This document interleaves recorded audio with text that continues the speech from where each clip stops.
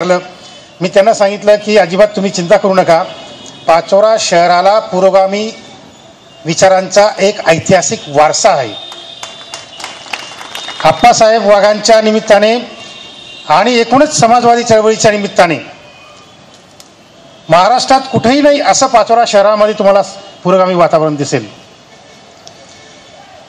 आणि केवळ पुरोगामी आहे किंवा केवळ वैचारिक आहे असं नाही, प्रॅक्टिकलमध्ये आहे. महाराष्ट्रात कुठेही घडली नाही अशी घटना पाचोऱ्यामध्ये घडलेली आहे. मी सगळीकडे जातो, पूर्ण महाराष्ट्र फिरतो, महाराष्ट्राच्या बाहेरही जातो व्याख्यान देण्याच्या निमित्ताने.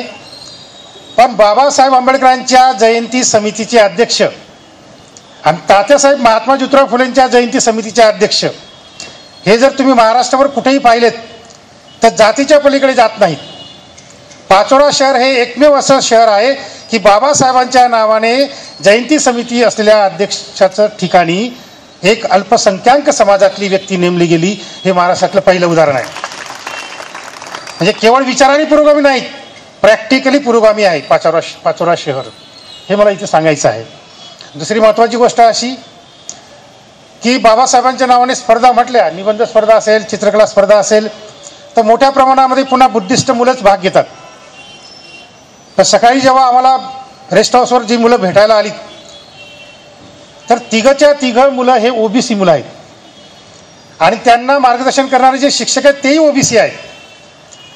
तर आता ओबीसीमध्ये जी जनजागृती निर्माण होते आहे, म्हणजे कधीतरी 20-25 वर्षापूर्वी बाबासाहेबांचं रिडल्स नावाचं पुस्तक जाणणारे आमचे वरच्या जातीचे लोक, त्याच्यामध्ये ओबीसी असतील, सवर्ण असतील, मराठा असतील, पण आज 20-25 वर्षामध्ये हे जे परिवर्तन झालेलं आहे ही आज ओबीसी आणि बहुजन समाज मोठ्या प्रमाणामध्ये बाबासाहेबांच्या विचारांना मानायला लागलेला आहे.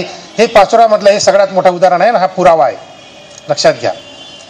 आम्हाला काही लोक विचारतात की तुमच्या भाषणाने काय होणार आहे, तुमच्या अशा कार्यक्रमाने काय परिवर्तन होणार आहे का. आणि ते निळू फुलेंचा एक नेहमी डायलॉग तुम्हाला व्हॉट्सअपवर वाचायला मिळेल की हा महाराष्ट्र जो आहे हा कीर्तनाने कधी सुधरत नाही आणि तमाशाने कधी बिघडत नाही.